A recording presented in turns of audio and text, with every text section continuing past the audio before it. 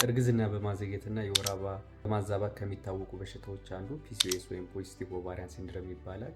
በዚህ የጤና እክል ውስጥ የሚገኙ ሴቶች በከፍተኛ ጭንቀት ውስጥ እንደሚገኙ ይታወቃል። ለዚህ ዘላቂ መፍትሄ ያልኩትን ነገር አጋራቸዋለሁ። እስከ መጨረሻው ተከታተሉ። እኔ ዶክተር ምንተስኖት ማህተመ ስላሴ ነኝ፣ የመካንነት ህክምና ሰብ ስፔሻሊስት። እንደሚታወቀው ፒሲኦኤስ ወይም ፖሊሲስቲክ ኦቫሪያን ሲንድሮም ያላቸው ሴቶች የወር አበባቸው ይዛባል፣ ክብደት መጨመር ሊታይባቸው ይችላል፣ ሰውነታቸው ላይ ቡግር፣ ፀጉር መውጣት፣ እንደዚሁም ተያያዥ የጤና እክሎች እንደ ስኳር መሰል ነገሮች ሊቸገሩ ይችላሉ። ነገር ግን ካላቸው የጤና እክል በበለጠ እየተቸገሩ ያሉት ጭንቀት ወይም ስትረስ በምንለው ነው። ይህም የሆነበት ምክንያት በሽታው በራሱ ጭንቀት አመቶ ሳይሆን ሰው ሰራሽ ሁለት ምክንያቶች አሉ ብዬ አስባለሁ። የመጀመሪያው ምክንያት ብዙ ሴቶች ስለዚህ በሽታ ያላቸው እውቀት አነስተኛ ነው። ኢቭን አብዛኞቹ ችግሩ እንዳለባቸው ራሱ ላያውቁ ይችላሉ። የሚያውቁትም ሰዎች ቢሆኑ ስለ ጤና እክሉ ያላቸው ችግር በጣም አነስተኛ ነው። አንድ ሰው ደግሞ ስለ ጤናው ያለው እውቀት አነስተኛ ሲሆን ከፍተኛ ጭንቀት ውስጥ ይገባል። ይሄ አንዱ ምክንያት ነው ብዬ አስባለሁ። ሁለተኛው ምክንያት ከጤና ባለሙያዎች ሊሆን ይችላል፣ ወይም ደግሞ ፒሲኦኤስን እናክማለን ከሚሉ ሰዎች የሚመጡ መረጃዎች አንዳንዴ በጣም የተጋነኑ ይሁንና የበሽታው ችግር ላይ ብቻ ያተኮሩ ይሁንና ታካሚዎች በጣም እንዲጨነቁ ይደረጋል። ምናልባት በሽታው ያን ያህል ጉዳት የማያደርስ ሊሆን ይችላል፣ ነገር ግን የሚሰጣቸው መረጃ በጣም አስጨናቂ ሆኖ ሊገኝ ይችላል። ከዚህም ባለፈ ደግሞ የሚሰጣቸው ሕክምና ብዙ ጊዜ ዘላቂ ስለማይሆን ወይም ደግሞ የተበጣጠሰ የተቆራረጠ አይነት ሕክምና ስለሚሰጣቸው ውጤታማ ላይሆን ይችላል እና ከዚህ የተነሳ ብዙዎቹ በሽታውን ባለማወቅና የሚሰጠው ሕክምና ደግሞ ውጤታማ ሳይሆንላቸው ሲቀር ተስፋ ቆርጠው በከፍተኛ ድብርት ውስጥ የሚገኙ፣ ድብርቱ ደግሞ በጤናቸው ላይ ከፍተኛ ጉዳት እያደረሰ እንደሆነ ይታወቃል። እንግዲህ ለዚህ መፍትሄ ያልኩት ሀሳብ አለ። እርግጠኛ ነኝ ብዙ ወጣት ሴቶች ይህን ሀሳቤን እንደሚጋሩ፣ በተለይ ሶሻል ሚዲያ ላይ ተጽዕኖ ያላቸው ሰዎች ይህን ሀሳብ ቢጋሩት ቢገዙት የብዙ ሰዎችን ህይወት ይታደጋሉ ብዬ አስባለሁ። በተለይ ፒሲኦኤስ ያላቸው ሴቶች በግላቸው እንቅስቃሴ የሚያደርጉ ሴቶች እንዳሉ ይታወቃል። እነሱ ይህን ሀሳብ ገዝተው ወደ ምድር አውርደው ከዚህ በፊት ፒሲኦኤስ ያላቸው ሴቶች ሊሆኑ ይችላሉ፣ ከዚህ በኋላም ፒሲኦኤስ ሊኖራቸው የሚችሉ ወጣት ሴቶች ሊኖሩ ይችላሉ። ለእነሱ ዘላቂ መፍትሄ እናገኝላቸዋለን ብዬ አስባለሁ። ውጤታማ የሆነ ሕክምና እንዲያገኙ ይረዳቸዋል። በህብረተሰብ ውስጥም ያለውን አዌርነስ ወይም ደግሞ ስለ ፒሲኦኤስ ያለውን እውቀት በከፍተኛ ሁኔታ ይጨምራል ብዬ አስባለሁ። ለዚህ እንደ መፍትሄ ያሰብኩት ማህበራትን መመስረት ነው። ፒሲኦኤስ ያላቸው ሴቶች ማህበር ቢመሰርቱ የተሻለ ነው ብዬ አስባለሁ። እንግዲህ ይሄ አዲስ ልምድ አይደለም። በብዙ በሽታዎች ላይ እናውቃለን። በሀገራችንም ሊሆን ይችላል፣ ከሀገራችን ውጭ የተለያዩ ሰዎች ባላቸው በሽታ ላይ ተመርኩዘው የራሳቸውን ማህበር ሊኖራቸው ይችላል። በእኛ ሀገር እንደምናውቀው ለስኳር በሽታ፣ ለልብ በሽታ፣ ለኩላሊት በሽታ፣ ለኤችአይቪ መሰል በሽታዎች በጋራ የሚንቀሳቀሱበት ሁኔታ እንዳለ ይታወቃል። በተመሳሳይ ሁኔታ ፒሲኦኤስም ያላቸው ሴቶች በማህበር ቢደራጁ ዘላቂ መፍትሄ ሊኖር ይችላል ብዬ አስባለሁ። ስለዚህ ፒሲኦኤስም ያላቸው ሴቶች በጋራ ቢሰባሰቡ ብዙ መፍትሄዎች ሊመጡ ይችላሉ ብዬ አስባለሁ። የመጀመሪያው በመሰባሰባቸው ብቻ የልምድ ልውውጥ ይኖራል። አንዱ የሚያውቀውን ከአንዱ ጋር ሼር ያደርጋል። ሞር መረጃዎች ይደራጃሉ። ከተዛቡ መረጃዎችም ራሳቸውን ይከላከላሉ ማለት ነው። ለምሳሌ አንድ እድሜዋ 40 ዓመት የሆነ ፒሲኦኤስ ያላት ሴት እና አንድ እድሜዋ ደግሞ 20ዎቹ መጀመሪያ ላይ ያለች ፒሲኦኤስ ያላቸው ሴቶች እኩል ልምድ አይኖራቸውም። የልምድ ልውውጥ ብቻ ብዙ ችግሮችን መፍታት ይችላሉ።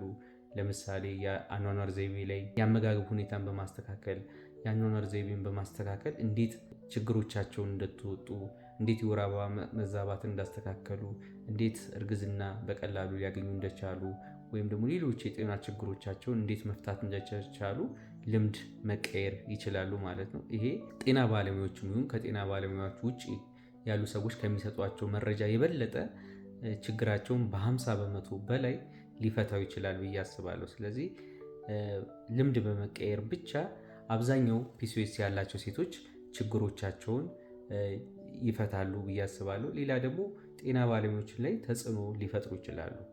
እነሱ የተሻለ እውቀት ካላቸው በጋራ በመደራጀት የተሻለ እውቀት ከሰበሰቡ ለነሱ መረጃ የሚናገረውም ሰው ከነሱ የበለጠ ተዘጋጅቶ መምጣት ይኖርበታል እና አላስፈላጊ መረጃዎችን አላስፈላጊ ውዥንብር የሆኑ መረጃዎችን ያስወግዳሉ ማለት ነው። በዋነኝነት ግን በመንግስታዊ ተቋማት ላይም ተጽዕኖ መፍጠር ይችላሉ ብዬ አስባለሁ። ይሄ እንዴት ነው ካልን እንደሚታወቀው በየሆስፒታሎች ብንሄድ በግልም ተቋማት ይሁን በመንግስት ተቋማት ብንሄድ ለምሳሌ ስኳር በሽታ ያላቸው የስኳር ክፍል የሚባል አለ፣ የደም ግፊት ክፍል የሚባሉ አሉ፣ የልብ ክፍል የሚባሉ አሉ፣ የኩላሊት ክፍል የሚባሉ አሉ። በተመሳሳይ ሁኔታ በተለይ በዋና ዋና ከተሞች ላይ በመንግስት ሆስፒታሎች የፒሲኦኤስ ያላቸው ሴቶች የሚታከምበት ክፍል መመስረት ይቻላል። ይህ ክፍል መደራጀቱ ምን ጥቅሞች ይሰጣል ብለን ካሰብን አንደኛ የተቀናጀ ሕክምና ያገኛሉ። ፒሲኦኤስ ሕክምና የወር አበባ ማስተካከልና እርግዝና ማስተካከል ብቻ አይደለም። ለምሳሌ ከቡግር ጋር ከፀጉር መብቀል ጋር የተያዘ የቆዳ ሐኪሞች እርዳታ ሊያገኙ ይችላሉ። የምግብ ባለሙያ ነፃ የምክር አገልግሎት ማግኘት ይችላሉ። ከፊዚካል ኤክሰርሳይዝ ወይም ደግሞ ከስፖርታዊ እንቅስቃሴዎች ጋር በተያያዘ ከባለሙያዎች ልምድ ሊያገኙ ይችላሉ። ከነርሶች ሕክምና ሊያገኙ ይችላሉ። ወይም ደግሞ ከጤና ባለሙያ ከሐኪሞችም ቢሆን በዚህ ላይ እውቀት ያለው ስልጠና ያለው ባለሙያ በዚህ ላይ ስፔሲፊካሊ የሚሰራ ባለሙያ ሊመደብላቸው ይችላል። በነፃ ሊያገኙ ይችላሉ። ለፒሲኦኤስ ላላቸው የሚሰጡ መድኃኒቶች ይኖራሉ። እንቁላል ማሳደጊያ መድኃኒቶች ሊሆኑ ይችላሉ፣ ወይም ደግሞ ቫይታሚኖች ሊሆኑ ይችላሉ፣ ወይም ደግሞ ሜቲፎርሚን የምንለው አለ።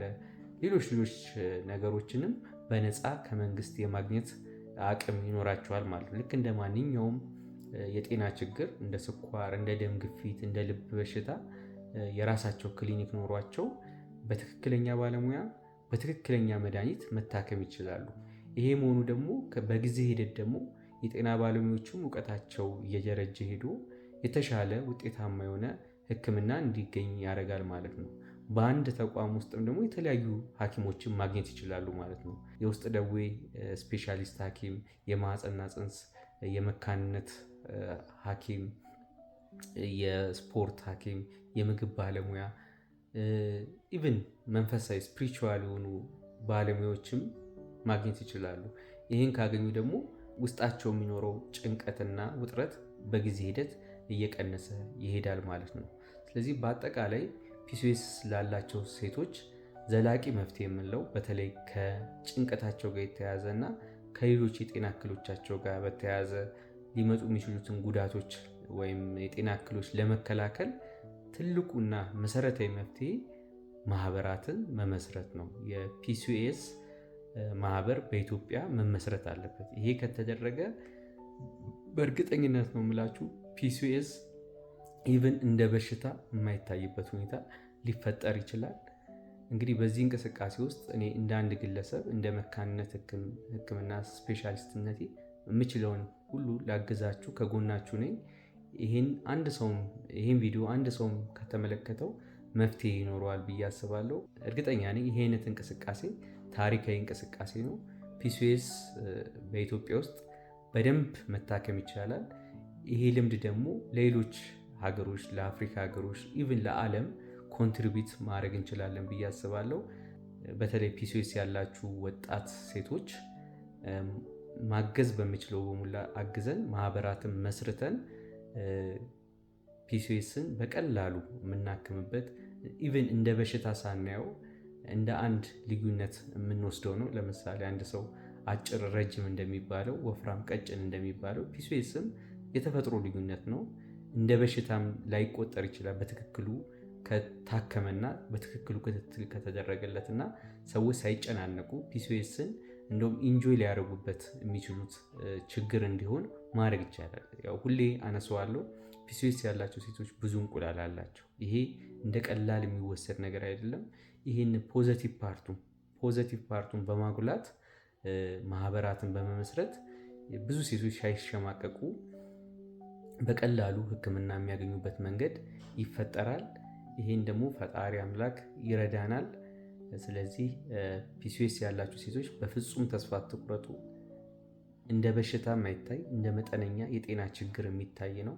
አንድ ሰው አጭር ረጅም፣ ወፍራም ቀጭን እንደሚባለው የምንወስደው አይነት የጤና እክል ነው።